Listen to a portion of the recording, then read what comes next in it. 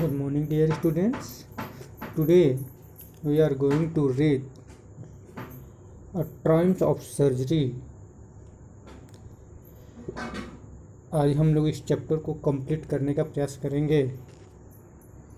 In the previous lecture, we read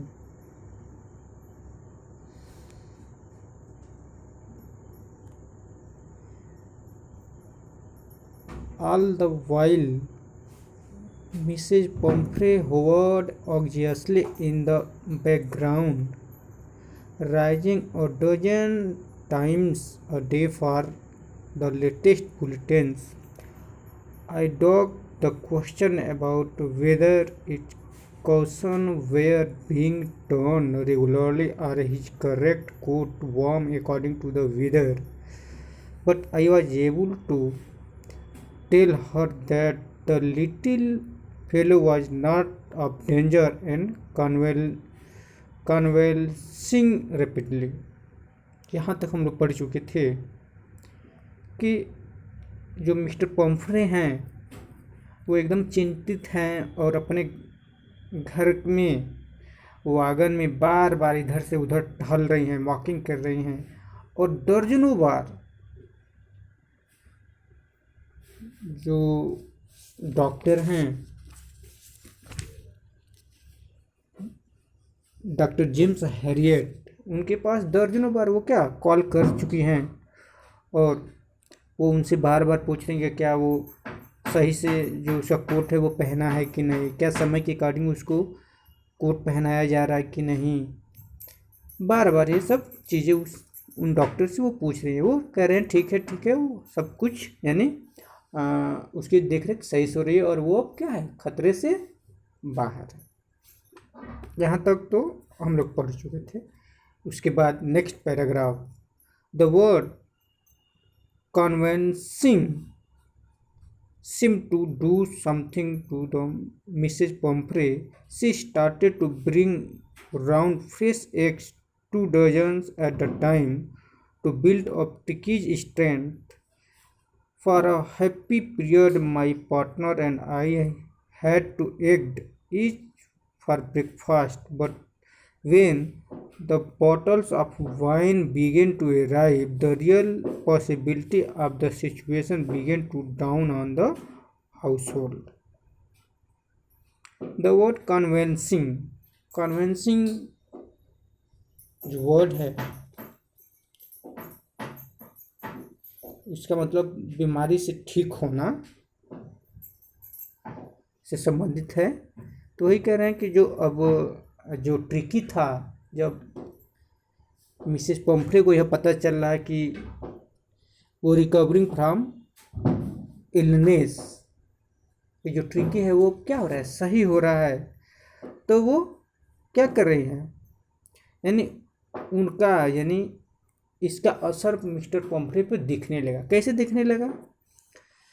Mr. Pomfrey, she started to bring around a fish eggs, 2 dozen at the time.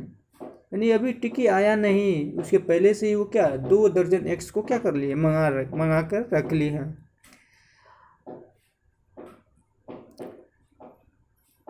To dozen at the time to build up trickies strength. किस लिए? यानी tricky के health को और बेहतर बनाने के लिए. For a happy period, my partner and I have to egg for the breakfast. और वो डॉक्टर हैरियट कह रहे हैं कि हम लोग के लिए बहुत सुहावना समय, अच्छा मौका था कि जब हम लोग वहाँ पे थे तो वो हम लोग के लिए ब्रेकफास्ट में क्या आता है, 2 eggs फॉर ब्रेकफास्ट, यानी 2 अंडे आते हैं ब्रेकफास्ट में. But when the bottle of wine began to arrive, लेकिन कह रहे हैं कि the real possibility of situation begin to dawn on the household. लेकिन जब वास्तविकता का पता कब चलता है, जब हम लोग ब्रेकफास्ट कर रहे हैं और उसके बाद से क्या होता है, वाइन हम लोग के पास आने लगता है. तो reality, what is reality behind it, यानी उसके जो ट्रिकी है उसके बीमार होने का क्या रीज़न है, अब उनको पता चलता है. जब वाइन आता है तब उनको पता चलता है कि यह वाइन किसको, यानी ट्रिकी को भी दिया जाता होगा. It was to enrich trickies blood. फिर देखिए यहाँ पे कह रहा है कि यह ब्लड इसलिए दिया जाता था कि जो ट्रिकी का जो ब्लड था वो क्या हो जाए, इनरिच्ड हो जाए। Lunch become a ceremonial occasion with the 2 glasses of wine before and several during the meal. और जो लंच का जो समय था वो क्या था, सेरेमोनियम का ऑकेजन था, मतलब कि एक एकदम सुहावना जिसको हम कह सकते हैं। सेरेमोनियम का मतलब होता है कि उत्सव का माहौल था। तो हम लोग एकदम यानी वो समय ऐसा लग रहा था कि क्या उत्सव का माहौल लग रहा। क्यों? क्योंकि two glasses of wine before and several during the meal, यानी उस समय हम लोग को 2 गिलास क्या वाइन मिला, और पूरे दिन मिला लिया है तो शायद कई गिलासेस हम लोग वाइन पिए। तो इस तरह से वो जो समय हम लोग को लग रहा था वो क्या लग रहा था कि उत्सव का माहौल है। We could hardly believe it when the brandy come to put a final act of the Turkish constitution. For a few nights, the fine spirit was rolled around in hell and every drum.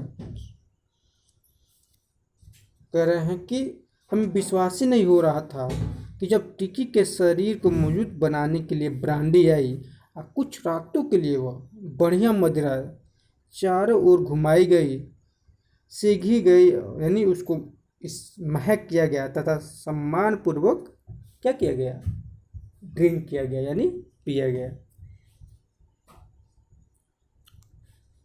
They were days of the deep content, starting well with the extra egg in the morning, improved and sustained by the midday wine, and finishing luxurious round and fire with the brandy। फिर कह रहे हैं कि वे दिन एक गहरी संतुष्टि के थे जो प्रातः काल अतिरिक्त अंडों के साथ प्रारंभ होते हैं, यानी जब सुबह में हम लोग क्या करते हैं, अंडे भी मिले, दोपहर की वाइन से बेहतर होते थे तथा उसे शक्ति पाते थे, और आग के चारों ओर आराम से बैठकर ब्रांडी पीने के साथ समाप्त होते थे। It was a temptation to keep Tricky on as a permanent guest, but I knew Mr. Pumphrey was suffering, and after a fortnight felt compelled to phone and tell her that the little dog was recovering and awaiting collection। और इस तरह से टिकी को हमेशा के लिए अस्थायी मेहमान बनाकर रखने की लालसा थी, लेकिन मैं जानता था कि श्रीमती पम्फ्रे कष्ट में थी, और 2 सप्ताह के बाद मैं फ़ोन करने और उन्हें यह बताने के लिए विवश हो गया कि छोटा सा कुत्ता ठीक हो चुका था और उनके द्वारा ले जाने की प्रतीक्षा में था। Within minutes, about 30 feet to gleaming black metal drew up outside the surgery. The chauffeur opened the door, and I could just make out the figure of Mr. Pumphrey, almost lost in the interior. Her hands were tightly clasped in front of her. Her lips trembled. "Oh, Mr. Harriet, do tell me the truth. Is the reality better?" यानी जब tricky को हमेशा के लिए अस्थायी मेहमान बनाकर रखने की लालसा थी, लेकिन मैं जानता था कि जो श्रीमती पम्फ्रे कष्ट में थी, और 2 सप्ताह के बाद मैं फ़ोन करके क्या किया, उनको यानी बताने के लिए मैं विवश हो गया। और आफ्टर देन जैसे मैंने मिसेस पम्फ्रे को मैं बताया, विद इन मिनट्स, यानी कुछ ही मिनटों में, जब मैं देख रहा हूं कि एक 30 फीट की चमकदार काली गाड़ी जानवरों के अस्पताल के बाहर पहुंच गई, और मैं देख रहा हूं कि गाड़ी वान ने दरवाज़ा, यानी ड्राइवर ने जैसे दरवाज़ा खोला, आंतरिक साज सज्जा में खोई श्रीमती पम्फ्रे की आकृति मैं केवल अनुमान लगा सकता था। यानी उनको देखकर मैं महसूस कर सकता था। उनके हाथ करसकर एक दूसरे से क्या हुए थे, फंसे हुए थे। उनके होंठ कांप रहे थे। और वो क्या कर रही हैं, ये श्रीमती हैरियट, मुझे सच बताइए, ऑल इज वेल। यानी वो कह रही कि क्या वास्तव में सब ठीक तो है ना? Oh yes, fine. There is no need for you to get out for the car. I shall get and fetch him. जब वो एकदम परेशान हो जाती है तो वो कहते हैं, डॉक्टर कहते हैं कि हाँ वो ठीक है, आपको कार से बाहर आने की कोई आवश्यकता नहीं है, मैं जाकर उसे ले आता हूँ। I walked through the house into the garden. A mass of ducks was hurtling around and round the lawn, and in the mist, or flapping tail waving, was the little garden figure of Tricky. In 2 weeks, he has been transformed into the light, hard muscle animals he was keeping up well, and with the pack starting out in the great bounds, his chest almost brushing the ground. और इस तरह से मैं घर से बाहर क्या करता हूँ, बगीचे में गया, और कुत्ते का झुंड बगीचे में क्या कर रहा था, गोल गोल दौड़ रहे थे, और उनके बीच में, यानी कानों को फड़फड़ाते हुए, पूंछ हिलाते हुए, छोटे से सुनहरे शरीर वाला जो टिकी था, 2 सप्ताह में वो क्या, एक गलीचे मजबूत मांसपेशियों वाला जानवर में परिवर्तन हो गया था। यानी कहने का मतलब यह है कि वो अब उन जानवरों में क्या हो गया था, घुल मिल गया था। और वह कुत्ते के झुंड में साथ घुल मिल गया था, लंबी छलांग लगाने वाला बन गया था। यानी उन कुत्ते के साथ खेलता था, अब दौड़ने भी लगा था। उसकी छाती लगभग जमीन को क्या करती थी, छूती थी। I cried him back along the passage to the front of the house. The chauffeur was still holding the car door open, and when Tricky saw his mistress, he took up from my arms in a tremendous leaps and sailed into Mr. Pomfrey's lap. She gave a startled "oh" and then had to defend herself as he swarmed over her, licking her face and barking. और इस तरह से मैं उसे, यानी टिक्की को उठाकर गलियारा पार करते हुए घर के आंगन में ले गया, और